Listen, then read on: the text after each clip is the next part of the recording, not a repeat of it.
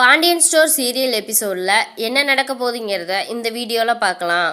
நம்ம மயிலோட அம்மா ரொம்ப பிடிச்சி திட்டிகிட்டு இருக்காங்க. எதனால அப்படின்னா, சரவணன் கொண்டு வந்து வேணாம், இனிமேல் உனக்கு எனக்கு எந்த சம்மந்தமுமே இல்லை அப்படின்னு சொல்லி விட்டுட்டு போனதை நினச்சி பக்கத்து வீட்டில் இருக்கவங்களாம் கேட்க ஆரம்பிக்கவும், மயிலை பார்க்கவும் அவங்க அம்மாவுக்கு ரொம்ப கோவம் வந்துருச்சு.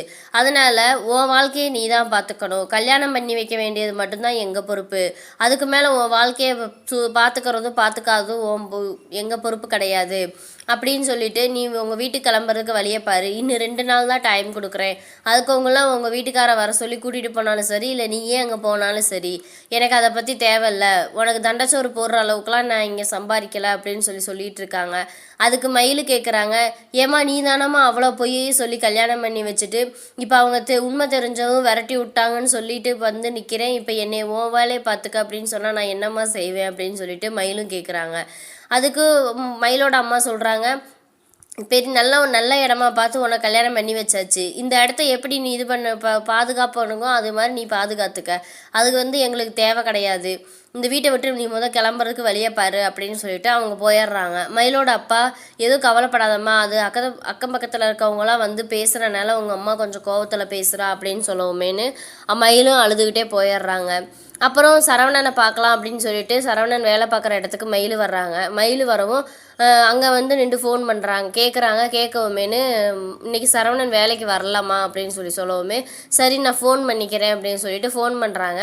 சரவணனும் செந்தில் கடையில் இருக்காங்க. ஃபோன் பண்ணவுமே செந்தில் பார்த்துட்டு அண்ணி தானே கூப்பிட்றாங்க, பேசுங்க அப்படின்னு சொல்லவும், நீ சைலண்டில் போடு நான் அப்புறம் பேசிக்கிறேன் அப்படிங்கிறாங்க. மறுபடியும் கூப்பிட்றாங்க, மறுபடியும் அண்ணி கூப்பிட்றாங்கண்ணா அப்படின்னா, நீ சைலண்டில் போடுறா ஃபஸ்ட்டு அப்படின்னு சொல்லவுமே, ஏதோ அவசரமாக இருந்துட போகுதுண்ணா எடுத்து பேசு அப்படின்னு சொல்லிட்டு, வேலை இருக்குல்லடா, வேலை பார்க்கும்போது எப்படி பேச முடியும் அப்படின்னு சொல்லி சரவணனுக்கு, ஆமாம் இது பெரிய கப்பல் பிஸ்னஸ்ஸு, நீ என்னென்ன அண்ணிட்ட எடுத்து பேசுனா அப்படின்னு சொல்லிட்டு ஃபோனை கொடுத்துட்டு போயிடுறாங்க.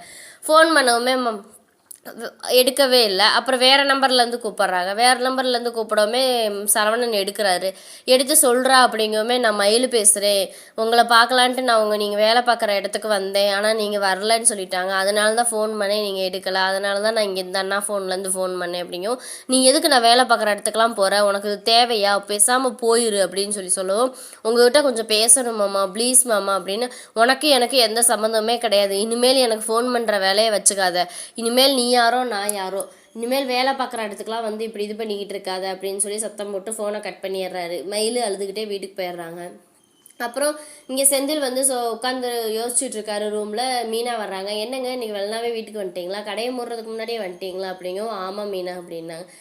என்னாச்சு, ஏன் சோகமாக இருக்கீங்க, எதுவும் டீ எதுவும் போட்டுவிட்டு வரட்டுமா, என்னாச்சு ஏன் டல்லாக இருக்கீங்க, எதுவும் பிரச்சனையா அப்படின்னு சொல்லி கேட்கவும், அதெல்லாம் ஒன்றும் இல்லை மீனா அப்படின்னா, அப்புறம் மீனா சரி இருங்க நான் போய் டீ போட்டு வரேன்னு எந்திரிக்கிறாங்க. மீனா நான் உங்கள்கிட்ட ஒன்று சொல்லணும் மீனா அப்படிங்கவும், என்னங்க அதைத்தான் நானும் கேட்டுட்ருக்கேன் அப்படின்னா, அப்பா பணம் கொடுத்து பேங்க்கில் போட சொன்னார்ல, அதை உங்கள் அப்பாட்ட கொடுத்துட்டேன் அப்படின்னு சொல்லவுமேனு, ஏன் அப்படி செஞ்சீங்க, இதெல்லாம் தேவையில்லாத வேலை தானே நீங்கள் பார்க்குறீங்க, நான் மாமாவுக்கு இப்போ கேட்டால் என்ன பதில் சொல்ல போகிறீங்க, நீங்கள் நான் லஞ்சம் கொடுத்து வேலை வாங்க வேண்டான்னு தானே சொன்னேன், ஒழுங்காக போய் அந்த பணத்தை வாங்கிட்டு வந்து மாமாட்ட கொடுக்கறதுக்கு வழியை பாருங்கள், இல்லை அப்படின்னா நீங்கள் போய் மாமாட்ட சொல்லுங்கள், அந்த மாதிரி வேலைக்கு அந்த காசை கொடுத்துருக்கேன்னு சொல்லுங்கள் அப்படியும், என்னால் முடியாது நான் சொல்ல மாட்டேன் அப்படின்னு சொல்லுவேன். அப்போ நீங்கள் சொல்ல மாட்டீங்களா, அப்போ நான் போய் சொல்கிறேன், என்னால் இப்போல்லாம் துரோகம் பண்ண முடியாது அப்படின்னு, என்னை பற்றி யோசிச்சு பாரு மீனா அப்படிங்கவும், உங்களை பற்றி இந்த குடும்பத்தை பற்றி யோசிச்சனால தாங்க நான் சொல்கிறேன், ஒழுங்காக அந்த பணத்தை வாங்கிட்டு வந்து மாமாட்ட கொடுக்கறதுக்கு வழியை பாருங்கள், தேவையில்லாத வேலையை பார்க்காதீங்க அப்படின்னு சொல்லி சத்தம் போடுறாங்க. அதெல்லாம் என்னால் முடியாது, நான் கொடுத்தது கொடுத்தாச்சு, இன்னும் போய் நம்ம வாங்கணும்னு நினச்சாலும் வாங்க முடியாது, எங்கே போகணுமோ யார்கிட்ட கொடுக்கணுமோ அவர் கொடுத்துட்டாரு உங்கள் அப்பா அப்படிங்கும், நீங்கள் எதுக்கு தான் இந்த வேலையை பார்க்குறீங்களா, நான் தான் அவ்வளோ தூரம் சொன்னேன்ல அப்படின்னு சொல்லி மீனா சண்டை போடுறாங்க. மீனா நான் சொல்கிறத கொஞ்சம் புரிஞ்சுக்க மீனா, நான் இந்த வீட்டில் எனக்கு பணம் கேட்டாலும் கொடுக்க போகிறது கிடையாது, ஏன்னா சரவணன் கல்யாணத்துக்கு அவ்வளோ செலவு பண்ணார், அரசி கல்யாணத்துக்கு கார் வாங்கி கொடுக்குற அளவுக்கு தண்ணியமாக இறைச்சார், ஆனால் எனக்கு எந்த இதுவுமே செய்யலை, கேட்டாலும் செய்ய போகிறது கிடையாது, அதனால தான் நான் இந்த பணத்தை கொண்டு போய் கொடுத்தேன் அப்படின்னு சொல்லவுமே, இப்போ நீங்கள் சொல்கிறீங்களா இல்லை நான் போய் சொல்லவா அப்படிங்கும், நீ போய் சொல்லு, நான் என்ன வரணுமோ நான் பார்த்துக்கிறேன் அப்படின்ட்டு அவரும் சண்டை போட்டு போயிடுறாரு.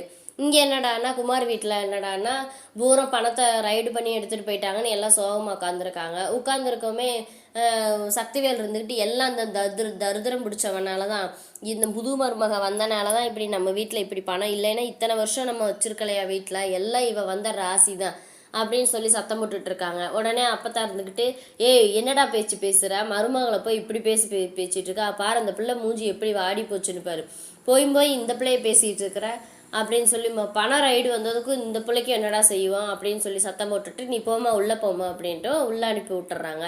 அப்புறம் குமார்கிட்ட கேட்குறாங்க, ஏன் உன் பொண்டாட்டியை உங்கள் அப்பா இப்படி பேசிகிட்டு இருக்கா, ராசி இல்லாதவன், நீ எதுவுமே சொல்லாமல் நின்றுட்டு இருக்க அப்படிங்கவும், ஆமாம் பார்த்தா வேறு என்ன பண்ண சொல்கிறேன், இவ்வளோ நாள் அப்படிலாம் ஆகலை, இவன் வந்ததுக்கப்புறம் தான் நான் இப்படி ஆகுது அப்படின்ட்டு உடனே மாறி இருந்துக்கிட்டு, இலே உன்னையெல்லாம் அப்படின்னு சொல்லவுமேனு சக்திவேல் வந்து மாரியை பிடிச்சி அடிக்க போகவுமேனு மாரியோட அக்கா கூட்டிகிட்டு போயிடுறாங்க வீட்டுக்குள்ளே. வா மாறி நம்ம வீட்டுக்குள்ளே போயிடலாம் அப்படின்னு சொல்லிட்டு ரூம்குள்ளே கூட்டிகிட்டு போயிடுறாங்க. இங்கே என்னடானா யார் இந்த வேலையை செஞ்சுருப்பா, ஒரு வேலை இவ செஞ்சுருப்பாளா அப்படின்னு சொல்லி கேட்கும். அப்படியெல்லாம் இல்லைப்பா, அந்த அளவுக்குலாம் இவளுக்கு அறிவு இல்லை, நான் இது நாள் வரைக்கும் அரசுக்கிட்ட வந்து பணத்தை பற்றி, நம்ம வீட்டுக்கு பணத்தை பற்றியோ சொத்தை பற்றியோ எதுவுமே நான் பேசினதே கிடையாதுப்பா அப்படிங்கும்.